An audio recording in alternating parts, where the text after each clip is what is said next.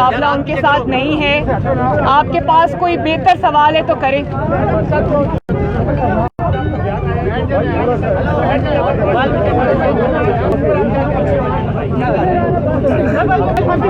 आपने शौकत अजीज सिद्दीकी साहब के बारे में, मुझे आपका सवाल समझ नहीं आया। आपने शौकत अजीज सिद्दीकी साहब ने कल, हाँ जी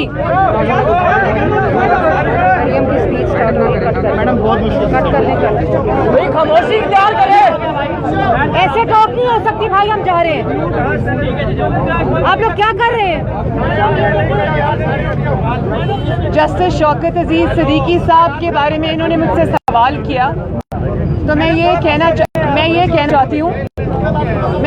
चाहती हूँ कि जस्टिस शौकत अजीज सिद्दीकी को सच बोलने की सज़ा ना दी जाए, क्योंकि आज अगर कटहरे में जस्टिस शौकत अजीज सिद्दीकी खड़े हैं तो कल कोई भी जज जो इंसाफ करना चाहता है, कानून के रास्ते पर चलना चाहता है और इंडिपेंडेंटली फैसले करने चाहते हैं, वो सब जज कल कटहरे में खड़े होंगे।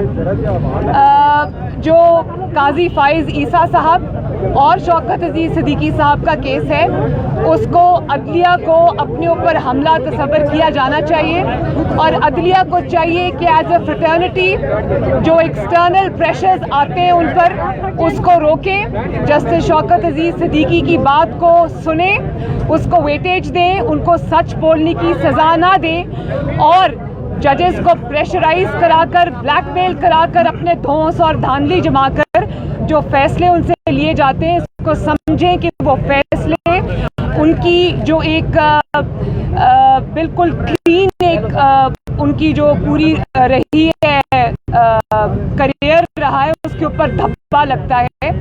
और अगर आज जो जजेस हज़रात सुप्रीम जुडिशल काउंसिल जो शौकत अजीज सिद्दीकी साहब का केस सुनी है, उसको चाहिए कि वो इस केस को अपना केस समझे, जुडिशरी का केस समझे और हमेशा के लिए जुडिशरी के ऊपर जो धौंस और धांधली और प्रेशर से फैसले लिए जाते हैं उसको ख़त्म कर, वरना शौकत अजीज सिद्दीकी की जगह कल कोई और जज साहब खड़े होंगे और सरीना ईसा की जगह किसी और जज साहब की बेटी या वाइफ या बहन खड़ी होंगी। तो इस चीज़ को इस वक्त रोकना बहुत ज़रूरी है। अच्छा मैडम, ये बताइएगा कि बजट पे एक मिनट जी देखिए, ये बहुत सीरियस मामला है और मैं ये समझती हूँ कि जितनी ये इंटरनेशनल और नेशनल प्रेस की तरफ से, मीडिया की तरफ से जो भी खबरें सामने आई हैं, इसको गवर्नमेंट ऑफ पाकिस्तान ने डिनाई नहीं किया, जिसका मतलब ये है कि ये बात शायद सच है।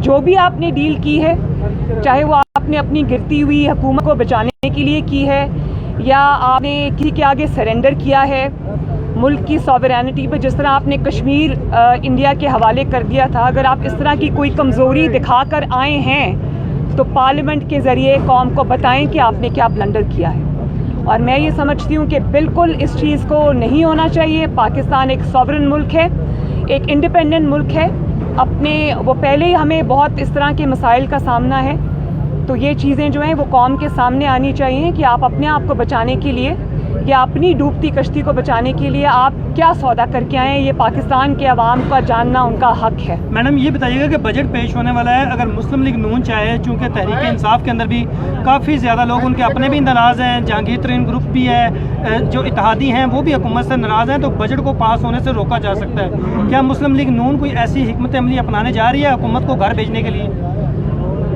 अभी PMLN जो है वो मशावरत कर रही है और बजट के रिलेटेड क्या स्ट्रैटेजी होगी वो हमारे जो प्रेसिडेंट हैं शहबाज शरीफ साहब, वो इंशाल्लाह कौम के सामने उसको जल्द लेके आएंगे। आपने अभी देखा कि प्री बजट सेमिनार हुआ जिसमें PMLN पूरी तैयारी के साथ इनको एक्सपोज किया और जो ये ब्लंडर्स कर रहे हैं और ये जो झूठ बोल रहे हैं और जो फिगर्स को फज कर रहे हैं, वो सारा कुछ PMLN सामने लेके आई है। तो PMLN बिल्कुल महंगाई से और मिस गवर्नेंस से जो पिसे हुए अवाम है उनकी आवाज़ बनेगी और एक सेकंड भी, एक कदम भी पीछे इसमें नहीं हटेगी। स्ट्रैटेजी बजट रिलेटेड क्या होगी वो अब पार्टी नाराज लोग हैं उनसे भी रब्ता करेंगे। हाँ जी, PDM में एक तजवीज़ थी इस्तीफे देने की, क्या वो तजवीज़ अभी भी ज़ेर-गो है? इस्तीफ़ों का फ़ायदा सिर्फ तब होता जब तमाम जमातें जो उस वक्त PDM में शामिल थीं वो इस्तीफ़ा दे देती। वरना अगर आप डिवाइड होकर इस्तीफे देते, 8 जमातें दे देती, 2 ना देती, 5 दे देती, 5 ना देती, तो उसका फ़ायदा के बजाय नुकसान होता। अब भी जो अपोजिशन की लड़ाई है पार्लियामेंट के अंदर हो या बाहर, जो बयानबाजी है, हुकूमत को तो इससे फ़ायदा हो रहा है। हुकूमत के मुखालिफ जो तहरीक थी अपोजिशन की, हुकूमत को अगर फ़ायदा किसी चीज़ से हो सकता है तो वो उसकी कारकर्दगी है, उसकी परफॉर्मेंस है, और जो कि इस हुकूमत में ना हमें नज़र आती है, ना अहली अरूज पर है, ना लाइकी अरूज पर है, करप्शन अरूज पर है, फॉरेन रिलेशंस का आपने बिल्कुल धड़न तख्ता कर दिया है, पाकिस्तान की सॉवरेनिटी को आपने सेल आउट कर दिया है। तो आप मुझे सिर्फ ये बताएं कि ऑपोजिशन के सर पे रख के या दूसरी जमातों के सर पे रख के आप कब तक हुकूमत चलाएंगे? आपको इसमें आवाम को अगर आपने कारकर्दगी नहीं दिखाई तो उसकी प्राइस आपको पे करना पड़ेगी। जी, आखिरी सवाल प्लीज। गर्मी का मौसम है, मुल्क के बारे में बात करें कि हुकूमत का दावा था कि इजाफी बिजली पैदा हो रही है, 2 दिन से बिजली गर्मी पड़ी है तो पूरा पोल खुल के 14 घंटे 18 लोड शेडिंग, और इस पर क्या कहेंगे? शुक्रिया। मैं ये कहना चाहती हूँ कि जिस तरह कल ट्रेन हादसा हुआ है, और ये इस गवर्नमेंट के अंदर जितने ट्रेन हादसात हुए हैं, गफलत और नाअहली और नालायकी की वजह से, अदम तवज्जो की वजह से, प्रायोरिटीज़ के गलत होने की वजह से, और उसको ओन भी नहीं कर रहे, बेहिसी की इंतहा है। इसी तरह नवाज शरीफ साहब और PMLN जब हुकूमत छोड़कर गए थे तो 0 लोड शेडिंग थी, और जब मियाँ साहब को 2013 में हुकूमत मिली तो 22 घंटे की लोड शेडिंग का सामना पाकिस्तान के अवाम को।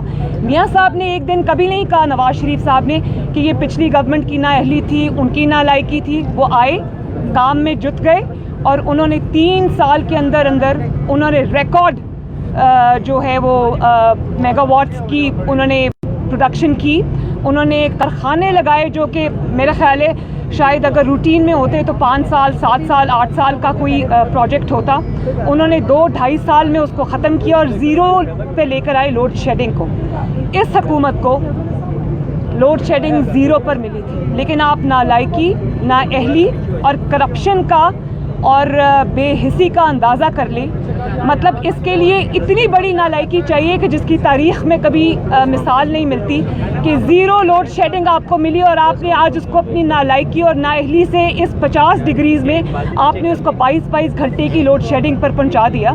तो इसको हम क्या समझें? यही तो मैं कह रही हूँ कि इस गवर्नमेंट, पाकिस्तान के अवाम को इस गवर्नमेंट से निजात चाहिए, इस नालायक और नाअहल गवर्नमेंट से, जिसका गवर्नेंस से और हुकूमत चलाने से या उसका जो एक तरीका कार उससे दूर का भी वास्ता नहीं। इनकी प्रायोरिटी सिर्फ नवाज शरीफ और अपोजिशन है। तो ये कब तक इस तरह से ही कर लेंगे? इंशाअल्लाह ताला इनका एहतसाब होगा। हुकूमत इल्ज़ाम तो मुस्लिम लीग नून पर लगा रही है कि उन्होंने बिजली के महंगे मुआहदे किए थे। इंग्लैंड के वज़ीर आज़म ने दावत दी है दौरे की, वो पहले भी कह चुके हैं कि नवाज शरीफ साहब को लाने के लिए वो बातचीत डायरेक्ट भी करेंगे इंग्लिस्तान के वज़ीर आज़म से। तो आप इस चीज़ को किस तरह देखते? जब इंग्लिस्तान के वज़ीर आज़म के पास जाएं तो अरशद मलिक का जो गवाही है उसको साथ लेकर जाएं, उसकी वीडियो को साथ लेकर जाएं, शौकत अजीज़ साहब की गवाही को साथ लेकर जाएं, और फिर आप देखें कि कितनी इज़्ज़त अफजाई होती है दुनिया के सामने आके। शुक्रिया।